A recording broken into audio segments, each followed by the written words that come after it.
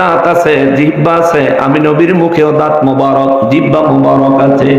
তোমাদের দুটি হাত দুটি পা আছে, আমি নবীরও দুটি হাত দুটি পা আছে। আল্লাহ আমাদেরকে তোমাদের মতো দেখতে, তোমাদের মতো সাদৃশ্য দেখতে, তোমাদের মতো বানায়া দুনিয়ায় পাঠাইছে। এই জন্য আল্লাহ আমারে বলছেন, কুল হুজুর আপনি বলেন, ইন্নামা আনা বাশারুম মিসলুকুম, আমি তোমাদের মতো বাশার। কিন্তু নবীকে বলেন নাই, আপনি বলেন আমি তোমাদের মতো সাধারণ মাটির মানুষ, এটা বলেন নাই, বাশার। আচ্ছা, বাশার কইয়া এই আয়াতের পরের অংশে আবার নবীর সঙ্গে আমাদের পার্থক্য দিয়ে দিছে কে? আল্লাহ। ইউহা ইলাইয়া আন্নামা ইলাহুকুম ওয়াহিদ। আল্লাহু আকবার। আল্লাহ কয়, হুজুর আপনি বলেন আমি দেখতে তোমাদের মতো, কিন্তু পার্থক্য আছে। সুবহানাল্লাহ। পার্থক্য হলো আমার কাছে ওহী আসে, তোমাদের কারো কাছে ওহী আসে না। আল্লাহু আকবার। নবীর কাছে ওহী আসে, আমাদের কারো কাছে ওহী আসে না। তাহলে নবী আমার মতন হইছে? না। হইছে? না।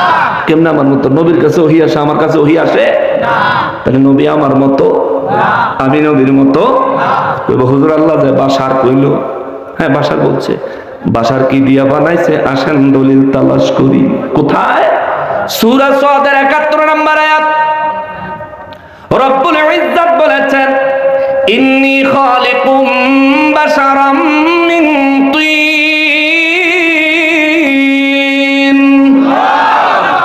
কে বলছে? আল্লাহ। ইন্নী নিশ্চয় আমি, খালিকুন যিনি দলিল দিবেন, নবীরে মাটির বানানোর চেষ্টা করবেন, উনি অর্থটা করবেন এভাবে, ইন্নী নিশ্চয় আমি, খালিকুন সৃষ্টি করেছি, বাশারান বাশার, মিন তিন মাটি হইতে। তার এই ব্যাখ্যার মধ্যে মারাত্মক জালিয়াতি আছে, এই অনুবাদের মধ্যে মারাত্মক জালিয়াতি আছে। ইন্নী সঠিক অর্থ হবে, ইন্নী নিশ্চয় আমি, খালিকুন সৃষ্টি করব বলে সিদ্ধান্ত নিয়েছি। সুবহানাল্লাহ। সৃষ্টি করছি না করব? করব, ভবিষ্যতের কথা। বাশারান, যারা মাদ্রাসার ছাত্র আছেন, শিক্ষক আছেন, বুঝবেন বাশারান এটা এক বচন। কয় বছর? এক বছর। একজন মানুষের জন্য বুঝায়, একটা বস্তুর জন্য বুঝায়। আমার আল্লাহ বলেছেন বাশারান, ইন্নী নিশ্চয় আমি, খালিকুন সৃষ্টি করব বলে সিদ্ধান্ত নিয়েছি। বাশারান একজন বাশার, মিন তিন মাটি হইতে। চিৎকার দিয়া কোন সুবহানাল্লাহ। মাটির থেকে বাশার বানাইছেন আমার আল্লাহ। কয়জন? একজন। কয়জন? একজন। কয়জন? তাহলে আমার নবী যদি মাটির মানুষ হয়, আদম নবীরে কি তোর বাপের মাথা দিয়ে নি বানাইছে? ঠিক কিনা বলেন? খোড়া যুক্তি কোত্থেকে নিয়ে আসো তুমি? কষ্ট পাইছেন? কষ্ট পাইলো এমনি করতে,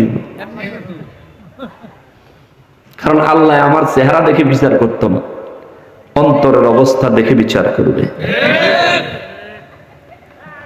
নূর নবী রাহমাতুল লিল আলামিনের দপ্তরে রাইসুল মুফাসসিরিন, নবীজির আপন চাচাতো ভাই হযরতে আব্দুল্লাহ ইবনে আব্বাস রাদিয়াল্লাহু তাআলা আনহু, সাহাবী রাসূল, নবীজিকে জিজ্ঞেস করলেন, হুজুর সূরা সাদের ৭১ নম্বর আয়াতে আল্লাহ বললেন, ইন্নী খালিকুম বাশারাম মিন তিন, নিশ্চয় আমি সিদ্ধান্ত নিয়েছি একজন বাশার সৃষ্টি করব মাটি হইতে।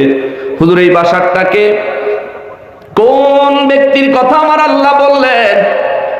আমার নবী তাফসীরে ইবনে আব্বাসে তানবীরুল মিকবাস মিন তাফসীরে ইবনে আব্বাস খুলে দেখবেন।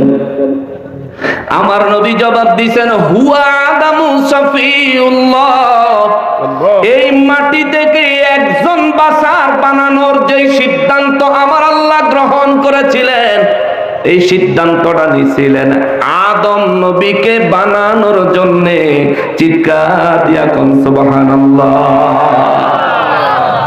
তাফসীর পড়ে না, লেখাপড়া করে না, নবী